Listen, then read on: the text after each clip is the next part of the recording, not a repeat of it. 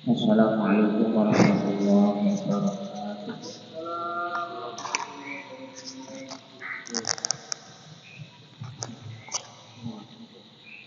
Bismillahirrahmanirrahim. Alhamdulillahirabbil alamin wassalatu wassalamu ala asyrofil anbiya'i wal mursalin sayyidina Muhammadin wa ala alihi wa sahbihi ajma'in.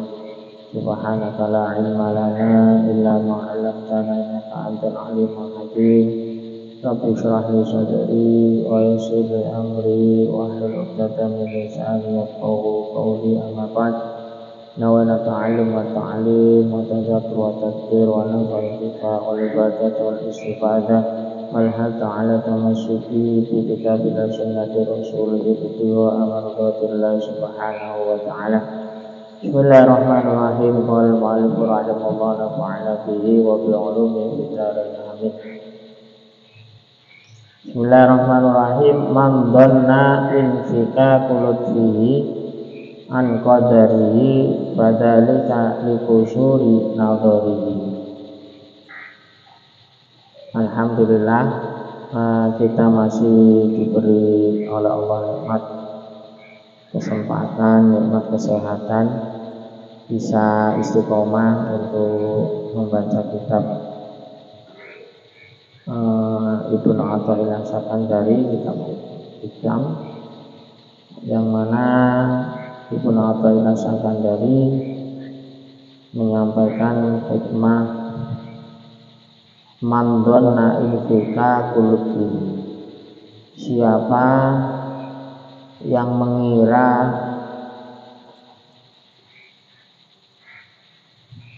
terlepasnya rahmat Allah, infika qulubbihi an qadari, terlepasnya rahmat Allah dari cobaan yang telah ditakdirkan Allah. Badzalika likusuri nadhari, itu disebabkan karena ketidaktahuan atau kedangkalan pandangan imannya. Ini kemarin kita sudah bahas tentang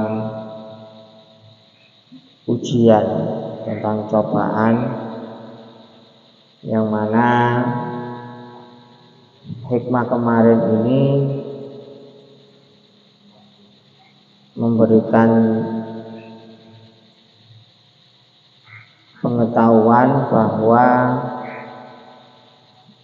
cobaan itu akan terasa ringan bila mengingat yang menimpakan cobaan. Jadi bagaimana cara kita bisa tetap kuat menerima ujian dari Allah Subhanahu wa taala, tetap bisa merasa ringan, artinya tidak merasa berat. Itu caranya dengan mengingat yang menimpakan cobaan. Siapa? Allah Subhanahu wa ta'ala. Ad-dunya darul bala. Dunia ini memang tempat daripada bala, cobaan, ujian. Selama kita masih di dunia, pasti akan menemukan rintangan, ujian, cobaan, bala, itu pasti. Karena kalau di dunia ini kita masih dicampur oleh Allah antara orang baik dengan orang buruk, orang beriman dengan orang munafik, orang beriman dengan orang kafir, orang ahli syukur dengan orang yang kufur. Ini dunia, jadi jangan Jangan terlalu baper melihat kita ketemu dengan orang yang ahli maksiat contohnya. Ketika ya memang seperti itu, kita di dunia ini masih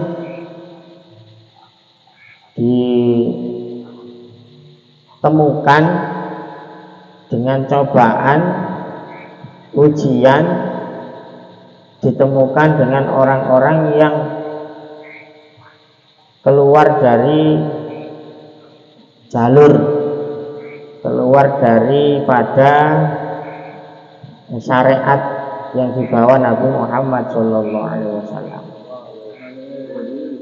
Jadi pantas kalau sebagai orang beriman harus tatak dalam perjuangan, nggak akan pernah berhenti. Negara ini dipimpin sapa ae, ya wis pasti akan ada kedoliman. Siapapun jadi presiden, siapapun jadi menteri, siapapun jadi bupati, jadi gubernur, pasti kita akan menemukan kedoliman atau orang-orang yang keluar dari jalur Nabi kita Muhammad SAW. Ya, memang dunia seperti itu. Kalau ada orang tidak sadar akan merasa terganggu. Oh, kok ono ae. Mari ngene digarai wong ngene, mari ngene didolimi seperti ini. Ya memang itu dunia darul bala. Tapi nanti setelah kita keluar dari dunia, ajal kita sudah waktunya dijemput, maka nanti di alam barzah, di akhirat akan dipisah. Nanti akan dipisah, sing soleh kumpul wong soleh, orang muttaqin. Wis ndak ono cobaan meneh misalnya. Makanya ketika kita mendapatkan ujian di dunia, kita melihat bagaimana Rasulullah SAW menghadapi cobaan yang sangat berat sekali. Karena apa-apanya kita masih bisa ngaji, bisa nyantai, tidak ada rasa takut, tidak aman, masih bisa melakukan ketaatan-ketaatan. Bagaimana zaman Rasulullah SAW? Apalagi ketika berada di kota Mekah, yang mana di situ tekanan dari musuh-musuh Islam itu luar biasa hebatnya. Tapi Rasulullah bisa menghadapi dengan sabar.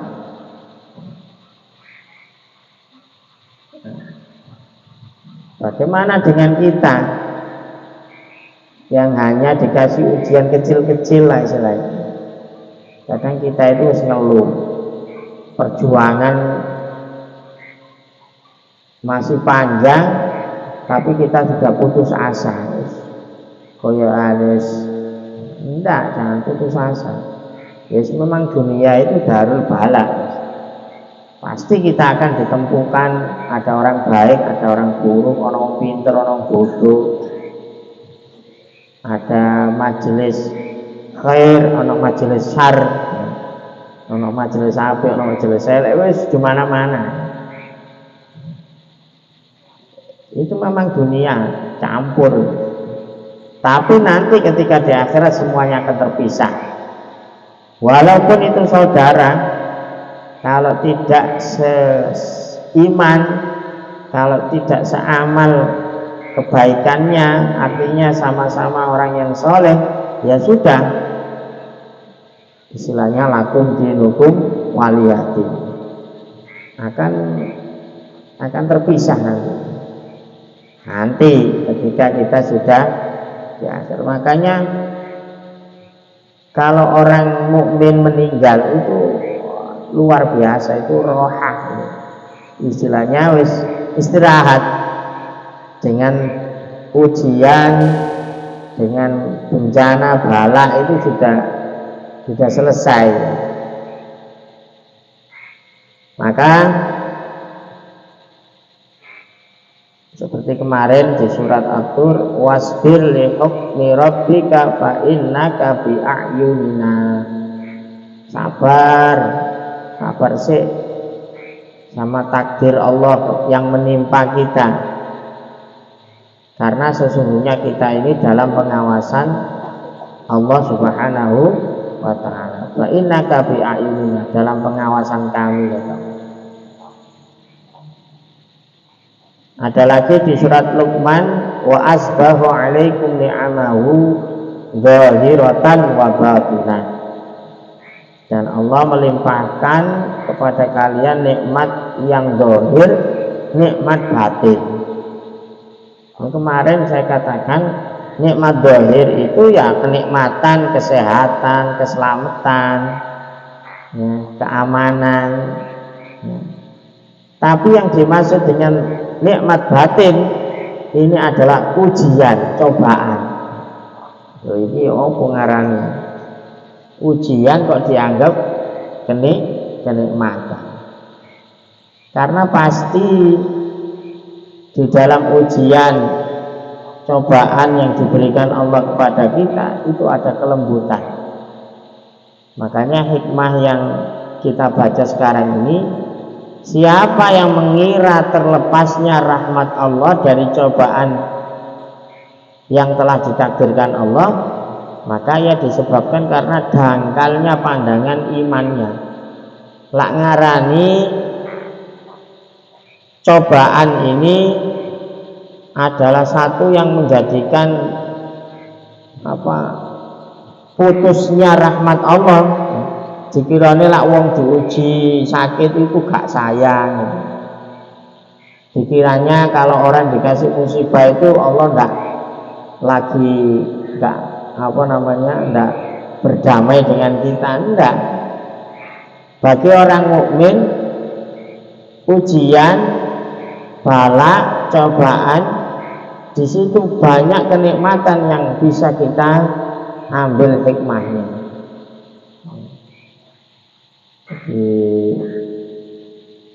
Ini ya, kondisi orang mukmin beda dengan balaknya yang diterima orang kafir atau orang munafik, itu beda lagi. Orang munafik dalam satu riwayat adalah orang yang tidak bisa mengambil hikmah daripada ujiannya. Jadi jangan sampai kita itu dicoba oleh Allah, diuji oleh Allah, tapi kita ini tidak bisa mengambil hikmahnya. Sing maksiat ya tetap aja maksiat. Ini berarti dia tidak bisa mengambil ibrah, mengambil hikmah. Nah mestinya gimana ya? Mestinya kita bisa mengambil hikmah daripada ujian yang diberikan oleh Allah Subhanahu wa ta'ala. Jadi pasti ya, kalau orang beriman, posisi beriman ya, jadi kita ini kalau ada ujian itu dikembalikan posisi iki wong ngopo iki ya, apa wong fasik, ahli maksiat. Kalau memang ahli maksiat, berarti kita ditegur oleh Allah Subhanahu wa ta'ala, dielingno, dalane keliru dibenerno. Tapi kalau posisi kita ini orang kafir, naudzubillah, Ini termasuk azab yang didahulukan di dunia. Tapi kalau kita orang yang beriman, nah inilah akhirnya untuk meningkatkan derajat kita di sisi Allah Subhanahu wa ta'ala. Jadi setiap musibah yang kita dapatkan, musibah ketemu dengan orang yang zalim, ketemu dengan orang yang fasik, ya. Jadi rumusnya kalau kita bertemu dengan kebaikan maka kita wajib bersyukur kepada Allah. Tapi kalau kita ditemukan kepada orang yang ahli maksiat, maka di situ kita disuruh untuk apa? Rahmah. Dengan cara apa? Menolong. Bagaimana orang ini tidak sampai terjerumus kepada kemaksiatan. Di orang dulu itu kalau dikasih cobaan seperti sakit, kalau orang para salaf itu luar biasa,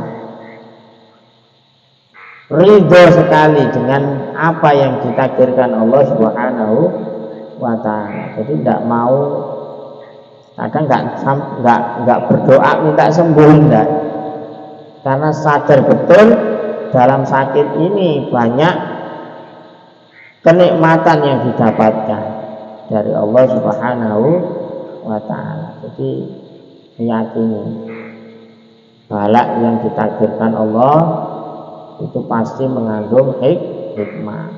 Nah, tapi kalau ada orang yang tidak bisa mengambil hikmah, berarti mereka itu adalah orang munafik atau orang yang dangkal iman, dangkalan imannya.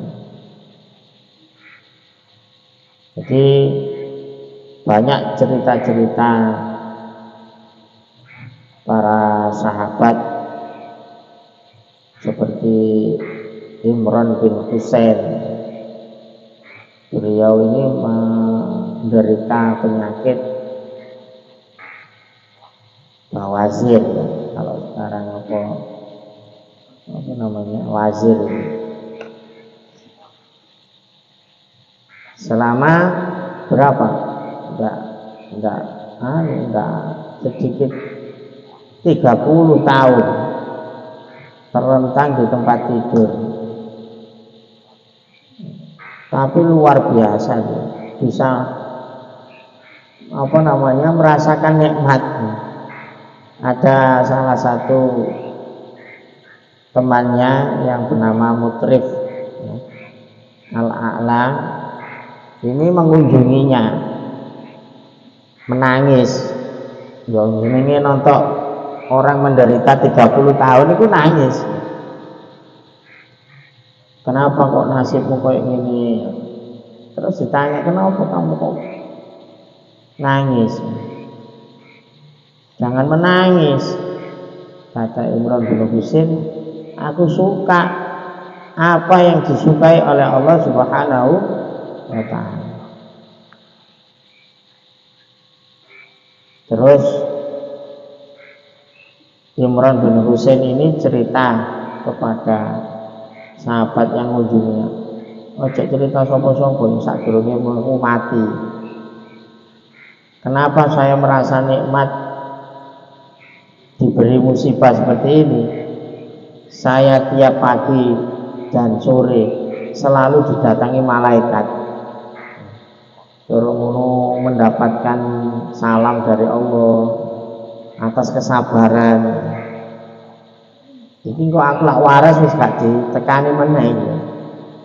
Jadi seperti itulah keadaan orang-orang soleh dulu, para sahabat dulu ketika mendapatkan satu musibah seperti sakit. Jadi menikmati. Ini derajatnya orang-orang ma'rifat. Jadi intinya kita bisa mengambil hikmah daripada musibah yang menimpa kepada kita. hikmah pertama, kita ini apa? Bahasanya itu biar kita ini selalu dekat dengan Allah Subhanahu wa ta'ala. Jadi banyak faedah dalam ujian itu. Ketika dia sudah diuji oleh Allah, dia semakin dekat dengan Allah Subhanahu wa ta'ala. Kan mesti butuh. Biasanya orang kalau diuji dengan musibah itu selalu butuh terhadap Allah Subhanahu wa ta'ala. Jadi akan terdorong untuk melaksanakan kewajibannya dan apa yang menjadi sunnah-sunnahnya Nabi Muhammad SAW. Jadi itu kalau memang mendapat ujian, mendapat penyakit atau kemiskinan dan lain sebagainya. Ada lagi faedah yang bisa didapat, yaitu ujian ini akan melemahkan nafsu. Jenenge apa namanya, orang sakit itu kan tidak bisa melakukan apapun ya. Nafsunya ini apa, menurun kita ya. Makanya kenapa kita perlu puasa, itu diantaranya itu mencoba untuk mengalahkan hawa nafsu. Juga lapar, juga dahaga, yang mana nantinya kita bisa terbiasa untuk bisa mengendalikan hawa nafsu kita. Jadi tidak terlalu apa namanya, hubungannya terlalu cinta terhadap dunia.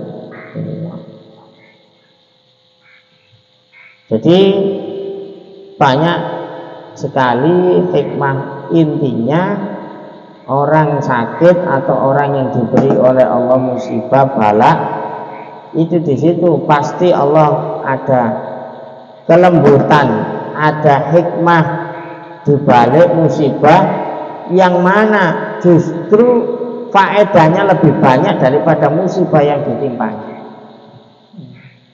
Nanti orang di akhirat akan iri dengan orang yang diberi ujian oleh Allah di dunia. Jadi lak sing gak dicoba, ya Allah ngerti kuno aku biar ini aku sampean uji loro ae. Karena apa? Karena tahu besarnya pahala ketika orang menerima takdir Allah Subhanahu wa ta'ala. Kenapa kok aku dikai sehat, kok gak dikai? Nantinya akan seperti itu. Tapi didasari dengan ilmu, dengan kesabaran. Nah, dikai loro ngeluh wae beda meneh. Artinya berarti dia tidak termasuk kelompok orang yang bersyukur. Jadi banyak hadis-hadis Nabi Muhammad SAW yang berhubungan tentang ujian ini, tentang bala. Ada satu riwayat, idza ahabballahu 'abdan ibtalahu fa inna sabra ijtabahu wa in radiya astafahu. Bila Allah mencintai seorang hamba, maka Allah mengujinya dengan bala. Jadi bala itu malah menunjukkan kecintaan kepada Allah, kecintaan Allah kepada makhluknya. Makanya asyadul bala al-anbiya, sing paling gede balae ya corona, tapi karena yang paling dicintai. Bila ia sabar dari bala yang diberikan Allah, maka dipilih oleh Allah. Oh, ini lolos sih. Bila ia ridho maka diistimewakan oleh Allah Subhanahu wa ta'ala.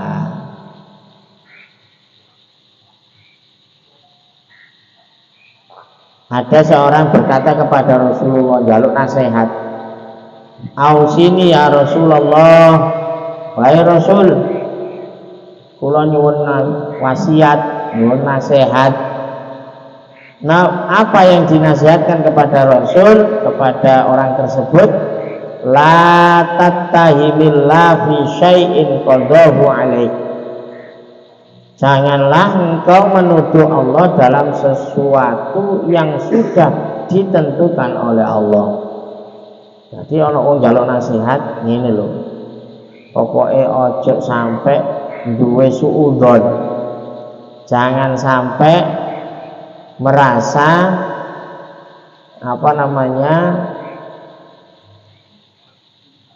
suudzon terhadap Allah atas musibah atau qada yang sudah ditimpakan kepadamu.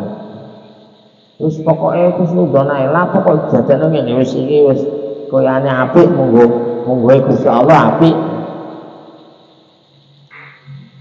Itu jadi nasihat ini diberikan Rasulullah kepada sahabat yang minta nasihat tadi itu, untuk menerima apa yang menjadi qada-qadarnya Allah Subhanahu wa ta'ala, dan tidak boleh ada prasangka suudzon terhadap Allah.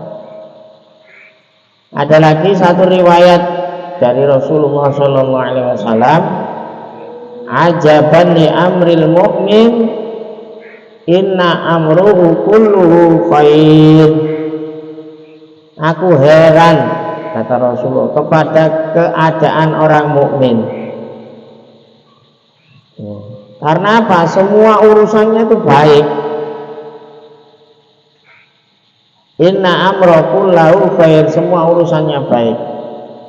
Walaisa dzalika li ahadin illa lil mu'min in asabahu khairun syakara fakana khairun lahu wa in asabahu syarrun sabara fakana khairan lahu.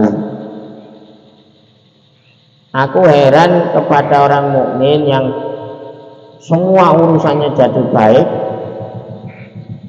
tidak ada yang mendapatkan hal kecuali orang beriman mendapatkan kebaikan, ia pasti bersyukur. Maka syukurnya itu kebaikan baginya.